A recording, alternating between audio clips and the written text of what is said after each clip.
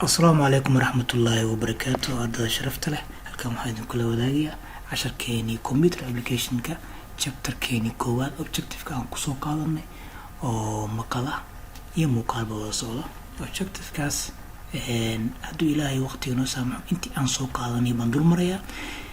midda koowaad, recognize of importance of computer literacy, inaan laftirkeeda aan wax iska weydiino oo aan faa'iidada uu leeyahay computer literacy-ga.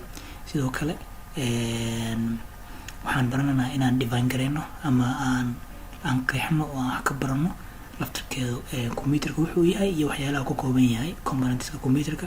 sidoo kale inaan sharaxno muxuu computerka u noqday powerful tool aad u awood badan ama very powerful toolkaasoo aad loo isticmaalo hadda nolosha meel walba saameeyey. sidoo kale waxaan ka baran doonaa inaan waxa weeyaan network computerka muxuu yahay, waa maxay network, intee qaybooda networka jira iyo waxyaalaha loo isticmaalo networka. sidoo kale waxaan baranaynaa waxa weeye sectionkeenan chapter 1 oo uu noogu egyahay inaan waxa weeye laftirkeedu internetka wax loo isticmaalo iyo world wide webka ama website caalamka ama kuwa localka ah waxa website uu yahay, qaabka loo isticmaalo iyo wax internet uu yahay iyo qaabka loo isticmaalo. sidaan usoo qaadana casharkeena afartaas topic oo chapter 1 section 1 ah baan waxa weeye cover gareynaa hadduu ilaahay yiraahdo.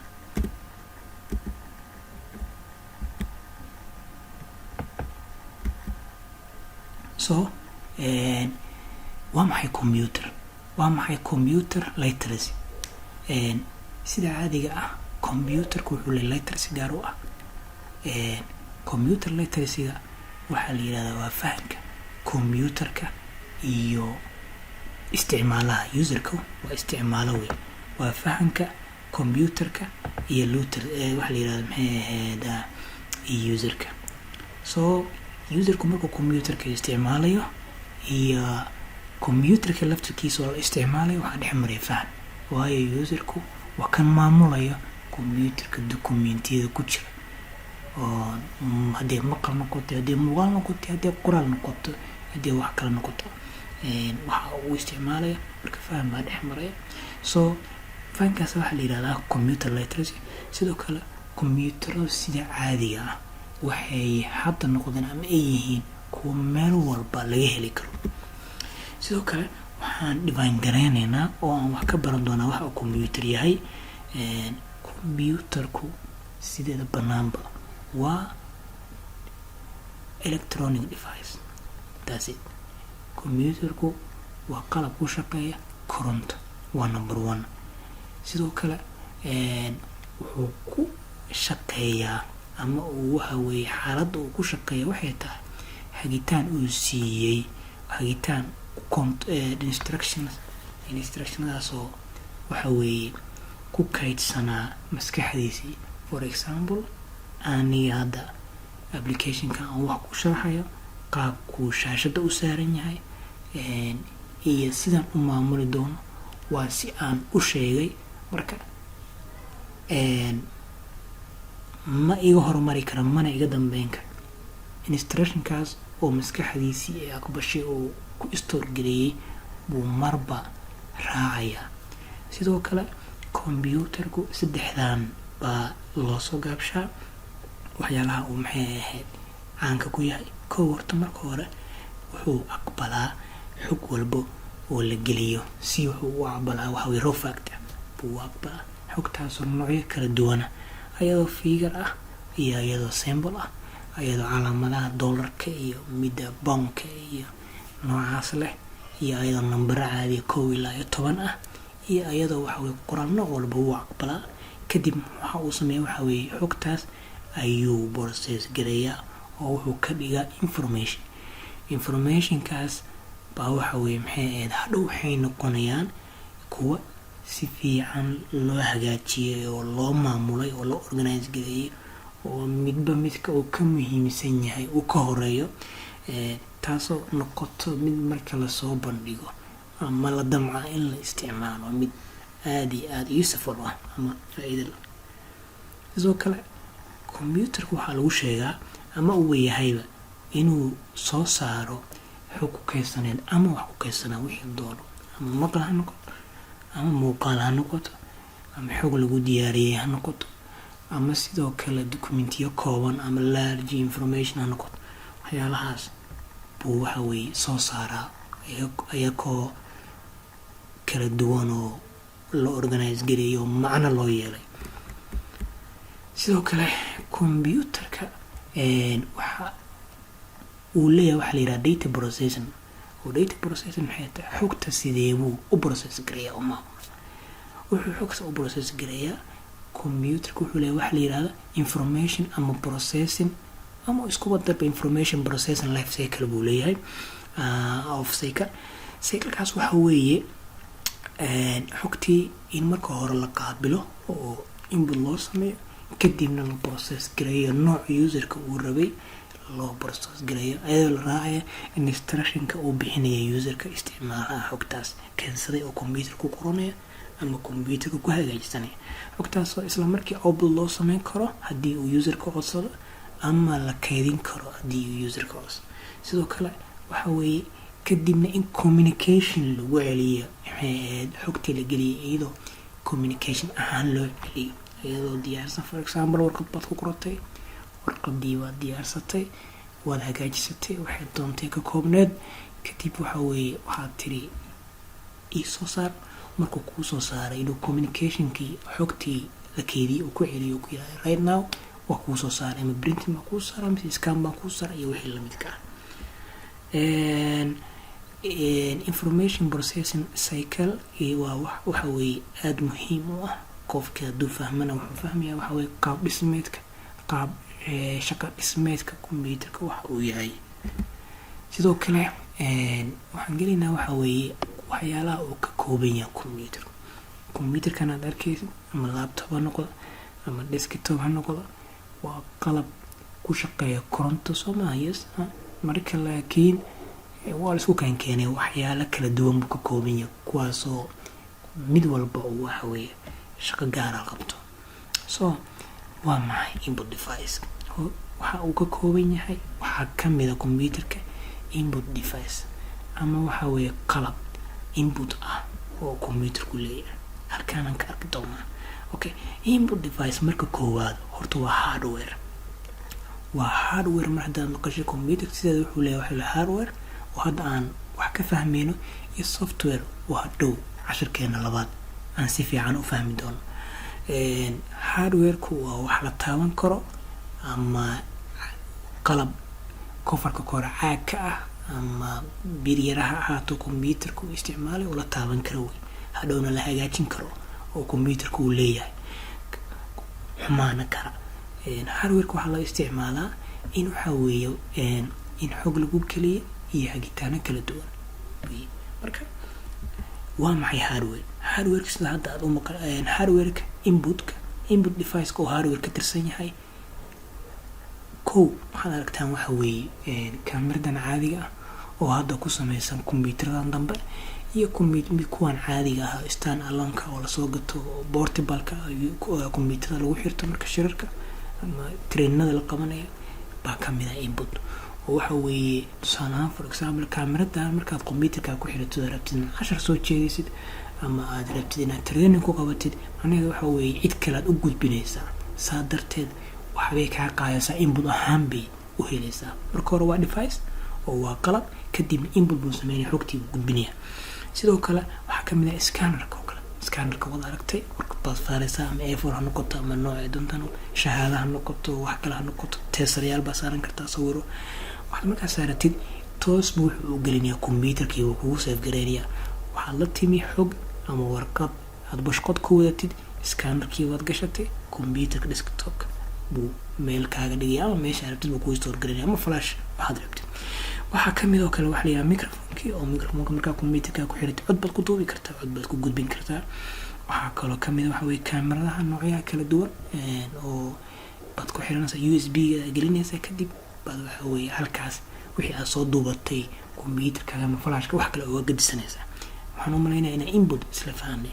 waxaan kaloo gelaynaa wax kale oo computerka qayb kale computer kooban yahay oo la yiraahdo output.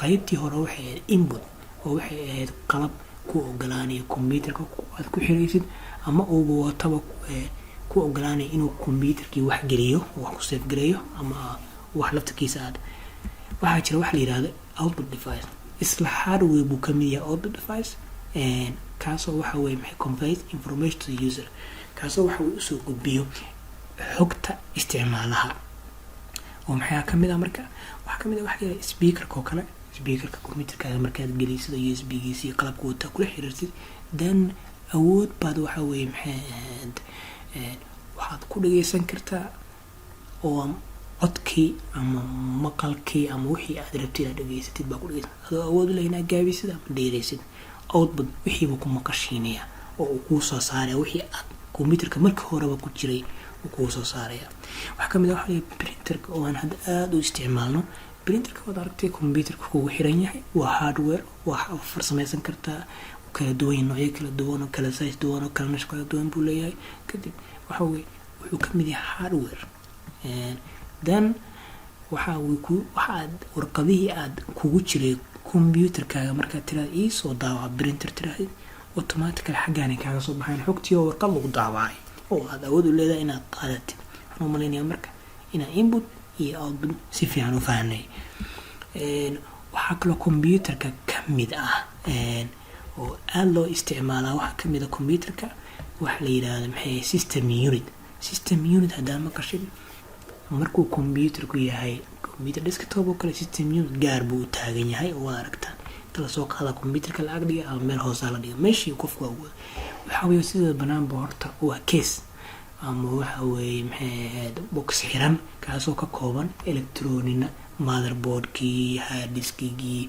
CPU-gii marwaxadii power supply-gii kulli bukooda koobay kuwaasoo ku ogolaanaya computerka inuu ku kiciyo system unit-ka laptop haddii noqoto uu ku dhisan yahay asagoo hoos baa laptopda looga dhisay oo bateriyaashii iyo maxay raamamkii iyo motherboardkii iyo kulli xaggaasay ku wada jiraan marka system unit-kii oo la qalay baa halkan ka muuqda oo furan qaybtaan wada aragtaan xaggaas waxa kaga muuqdo si fiican haddaad u fiirisid waxaa kamid ah maxay si fiican u eegtid waxaa kamid ah waxa la yiraahdo maxay power supply-gi wada aragtaa fiilooyinkii iyo wixii ku xiran waxaa kamid ah storage unit-kii storage-kii waa diskigii wixii la midka CPU-gii wada aragtaan meesha ku dhigan oo waxa weeye qofka hadduu doono uu bedelan karo marka case-kii oo aan soo aragnay oo waxa weeye case-kii waan soo aragnay oo la qalay la furfuray way marka waxa kaloo kamid ah waxa weeye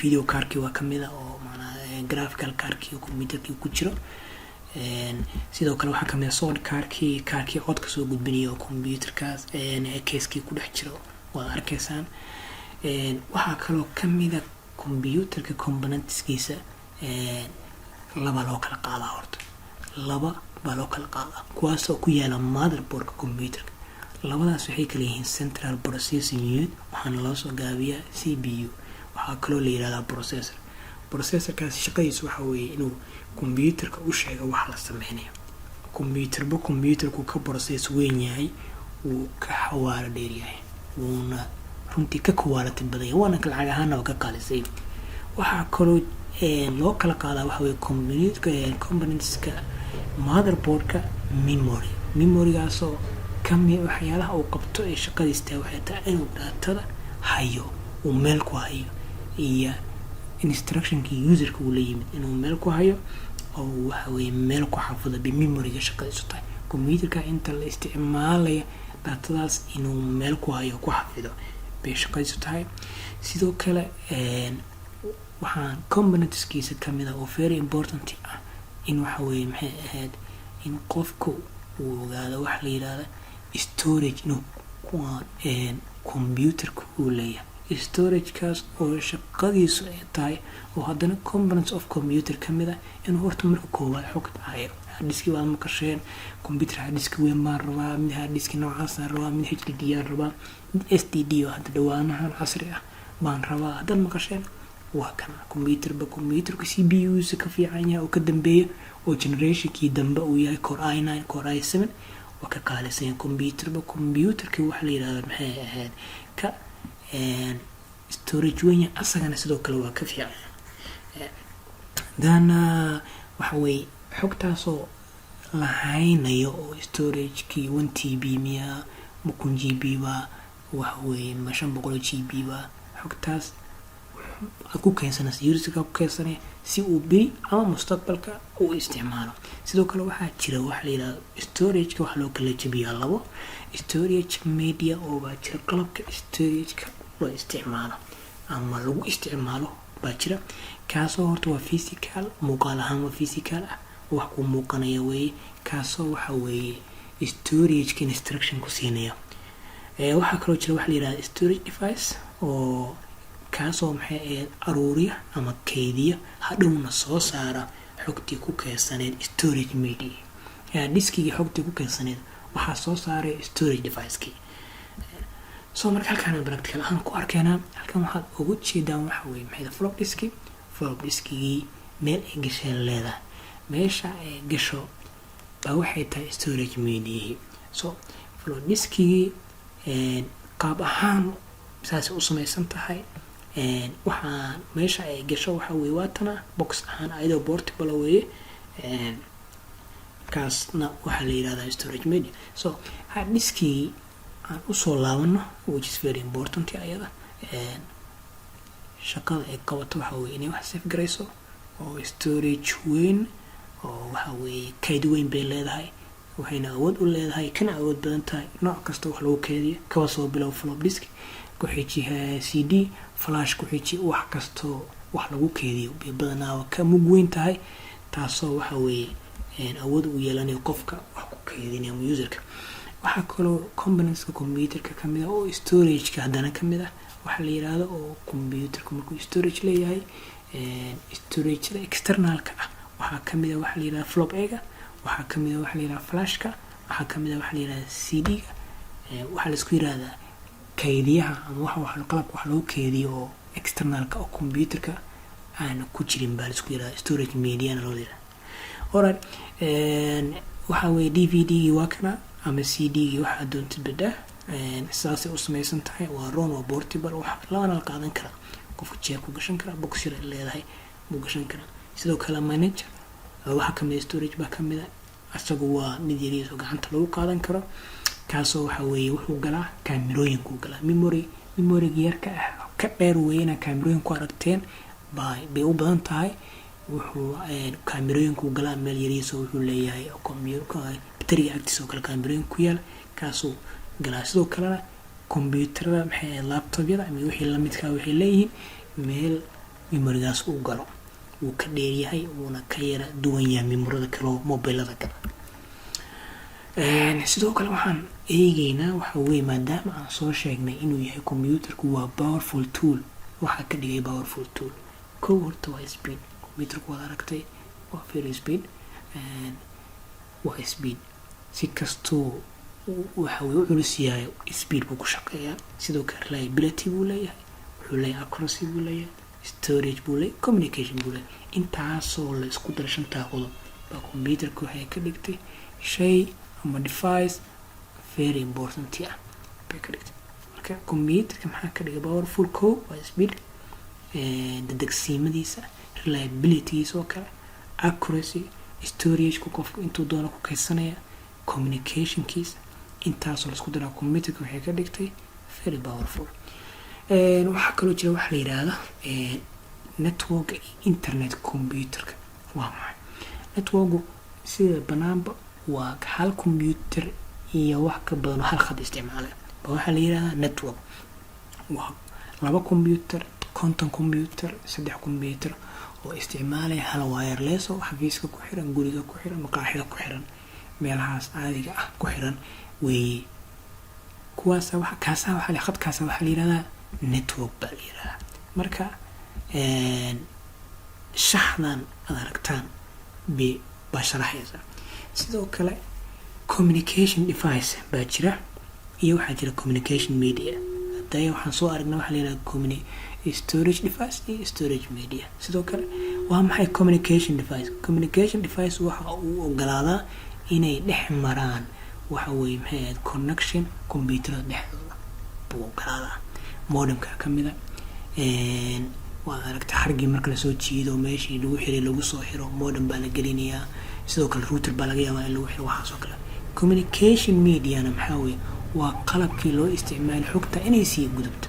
Internetkii waa lasoo xiray, modem baa lagu soo xiray, xaggaasa lagu soo dejiyay, cableskii baa la geliyey, waxaa telephone linekii waa khadkii loo soo talaalay, sidoo kale radio satellite, all those waxaa laisku yirahdaa communication media. Cablekii waa lasoo qaaday, computerka la gelinaya. Telephone linekii oo waxaa jira mararka qaarkood la isticmaalo oo wuxuu leeyahay xaraarad internet buu wadaa.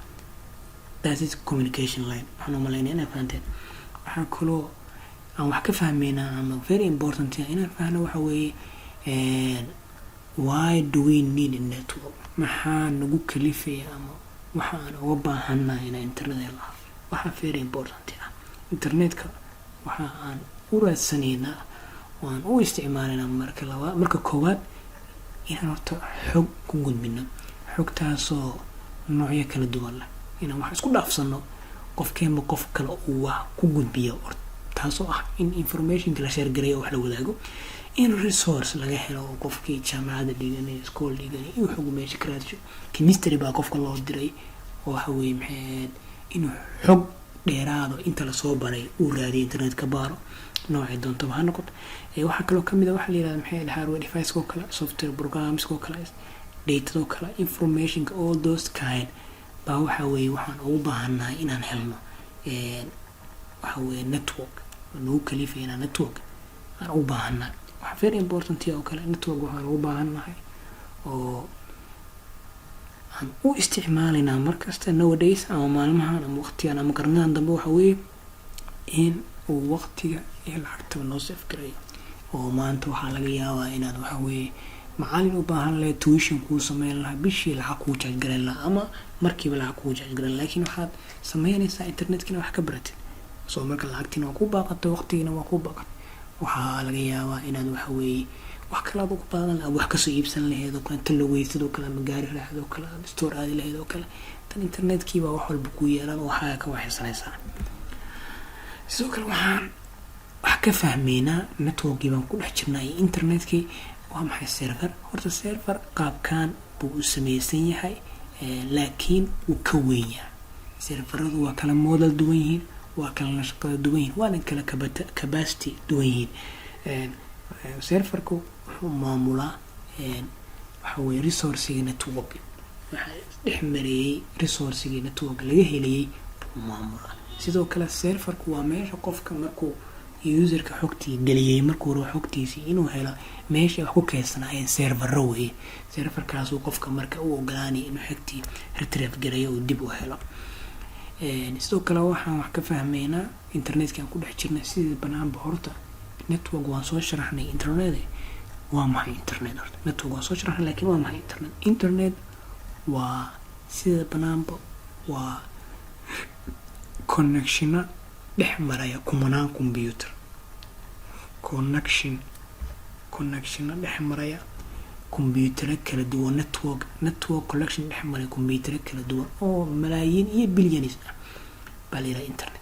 oo ay satellite internet bay bixinayaan adduunka oo dhan. waxa internet u bixinaya hal computer ma ahan, 10 computer ma ahan, halkii satellite baa waxa laga yaabaa inuu waxa weeye company ay isticmaalaysa oo creation yahay, forex oo creation yahay oo kale, intaasoo milyan, intaasoo mobile, intaasoo tablet, intaasoo computer uu siinayo. marka haddaad internet maqashid waxa weeye collection khadad collection ah kuwaasoo ku xiran computer aad u kala duwan oo aad u tiro badan. sidoo kale waxa very important ah waxa weeye internetku.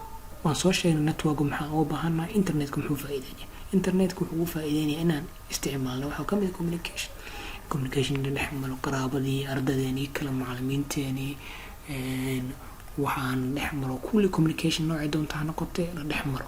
sidoo kale inaan xog information helno, inaan shopping sameysano, wax kusoo gadano, inaan waxa weeye banking investment aan ku sameyno, lacagiyaan ku dhigano bankiga, sidoo kale inaan investment ku sameyno.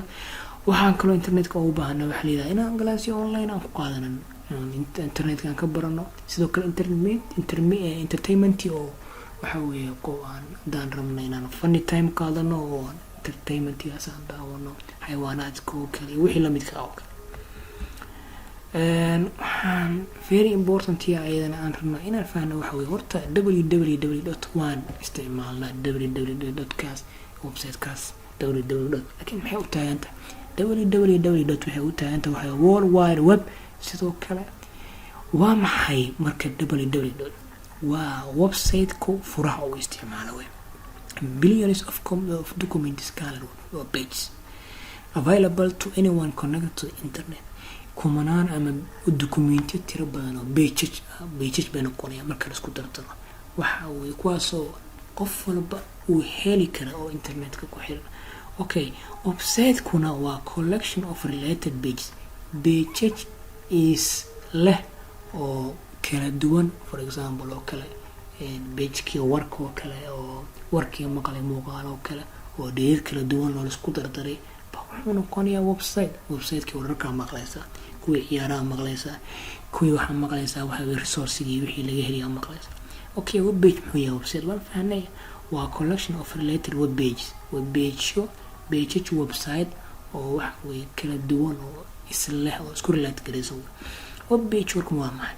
web page wuxuu ka kooban yahay sida adeesh waa page-kii oo website-ku isticmaalay. waxa uu ka kooban yahay waxa weeye text buu ka koobnaan karaa iyo sawir, codad iyo maqal iyo muuqaal oo dhan la isku xirxiray kulligood baa waxay noqonayaan wax la yiraahdo web page bay noqonayaan. sidoo kale web page-kaas information-kaas waxa weeye maxay ahayd oo lagu sameeyay web page-kaas oo la soo bandhigay oo community loo soo bandhigay, bulshada loo soo bandhigay ama ardayda loo soo bandhigay ama any kind oo qof kasta oo kala duwan oo doonaa jiro xogtu doona website-ka ka raadiyo loo soo bandhigay binoqon. aad baad u mahadsantihiin. casharkeeni koowaad sectionkeeni weliba koowaad intaas buu noogu egyahay. waxaan u malaynaa inaad fahanteen wixii su-aala iyo wixii aad u baahan tahay fahan dheeraada fadlan hoos qaybta faalada noogu soo gudbi ama igu soo gudbi.